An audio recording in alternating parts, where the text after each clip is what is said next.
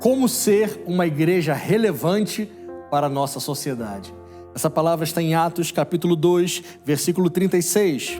Portanto, toda a casa de Israel esteja absolutamente certa de que esse Jesus que vocês crucificaram, Deus o fez o Senhor e Cristo.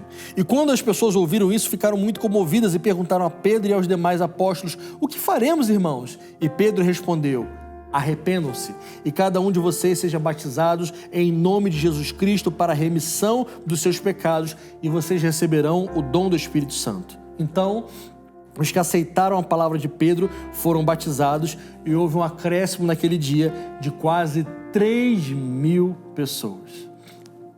E assim iniciou a igreja de Jesus. Iniciou com Pedro. Pedro, quem era Pedro, gente? Era alguém tão limitado humanamente falando. Não por ser pescador, claro que não, por isso, mas limitado no seu jeito. Era alguém que falava as coisas que não tinha que falar, era alguém muito genioso, era alguém que fazia besteira, era alguém que era repreendido por Deus. Mas Pedro é igualzinho a você e a mim. Por isso que nós amamos tanto a Pedro.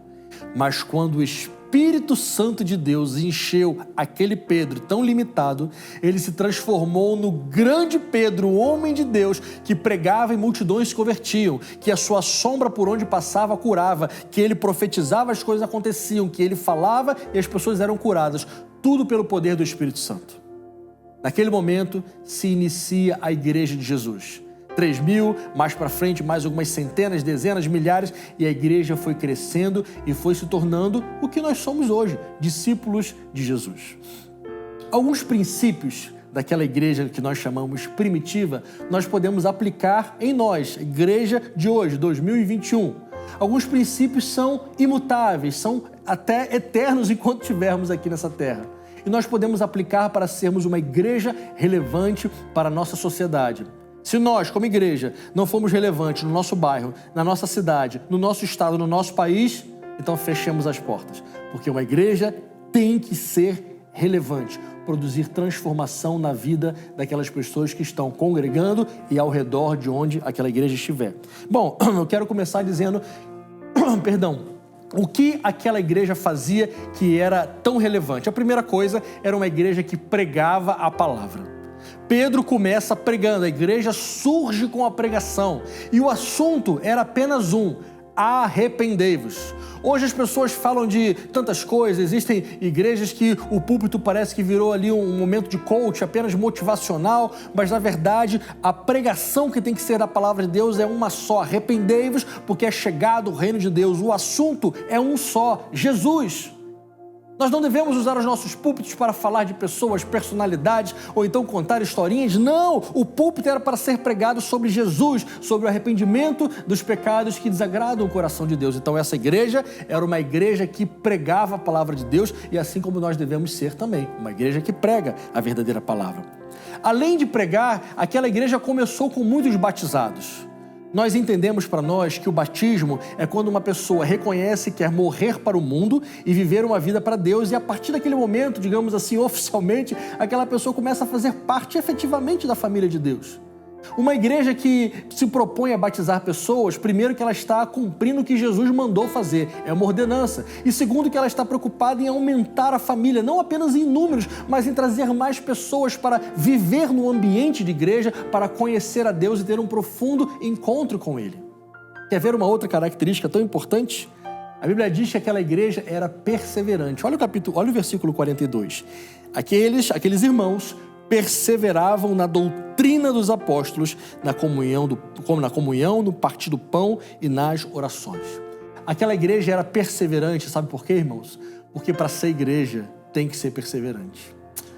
As pancadas não param de chegar. Quando nós nos levantamos como igreja para falar aquilo que cremos, a gente sempre é perseguido, a gente sempre recebe pedras. É assim, se não fosse assim não seria igreja. Sempre foi assim ao longo dos milênios. Precisamos ser perseverantes.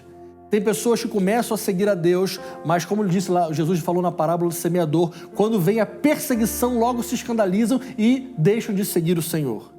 As perseguições são para nos tornar mais fortes. Precisamos, como igreja, ser perseverantes. Perseverantes em quê? Aí vem uma lista aqui.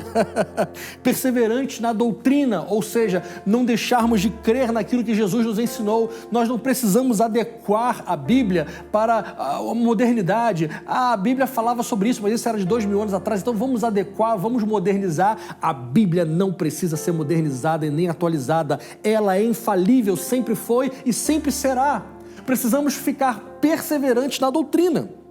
Perseverantes também, diz a Bíblia, na comunhão. Essa é uma parte que não é tão fácil. Nós pensamos diferente, somos pessoas diferentes. Perseverar na comunhão quer dizer permaneçam firmes, mesmo quando vocês não pensarem igual, mesmo quando vocês pensarem em fazer coisas diferentes, perseverem na comunhão e na unidade. A unidade, queridos irmãos que nos ouvem, ela é a chancela para nós pregarmos o Evangelho de Jesus. Sem unidade, sem comunhão, nós não temos autoridade para pregar o Evangelho de Jesus. Além de perseverar na doutrina, na comunhão, no partir do pão, nós precisamos dividir o que nós temos. O Evangelho, ele é para a alma, mas ele também é para o corpo, para a vida das pessoas. Então, aquilo que o Senhor tem te dado, divida, reparta o pão, persevere nisso. Além disso, a Bíblia diz que havia temor em cada alma.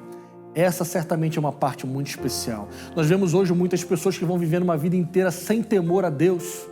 Como ser igreja sem temor a Deus, sem temor pela santidade de Deus? Aquela igreja tinha temor, nós também precisamos ter. E aqui é um versículo que eu amo. Todos que criam estavam juntos e tinham tudo em comum. Vendiam as suas propriedades, distribuíam entre todos e diariamente perseveravam unânimes no templo, partiam o pão de casa em casa, tomavam suas refeições com alegria e singeleza de coração. Aquela igreja perseverava unida no templo e nas casas. Eu quero dizer para você, não seja um cristão desigrejado. Não seja, escolha uma igreja para fazer parte e persevere nela. Você vai achar dificuldade, vai achar problemas, porque igreja é feita de ser humano. E onde tem ser humano tem problema, mas persevere. Não se coloque num pedestal acima e tentando achar alguma igreja perfeita para você participar. Eu costumo brincando, mas é sério, dizer, se você achar um dia uma igreja perfeita, não entre, porque se você entrar, a igreja vai deixar de ser perfeita. Persevere em estar no templo, persevere em estar de casa em casa. Muitas vezes também é tão eficiente, fazemos cultos nas casas. Aqui na capela nós usamos os pequenos grupos, em outros lugares é chamado de célula, culto no lar, seja como for. Persevere também em relacionar-se com os filhos de Deus nas casas e não apenas no templo. E eu quero terminar dizendo o seguinte, o versículo diz que 47, eles louvavam a Deus e contavam com a simpatia de todo o povo. Enquanto isso, o Senhor lhes acrescentava dia a dia os que iam sendo salvos. Uma igreja de verdade louva a Deus constantemente. Louva, canta, adora, vive uma vida com um estilo de adoração. Uma igreja relevante não é uma igreja morta, é uma igreja viva, é uma igreja que os quatro cantos dessa terra ouvem o seu louvor e a sua adoração. E sabe qual é a consequência disso? O próprio Deus ia acrescentando aqueles que iam sendo salvos.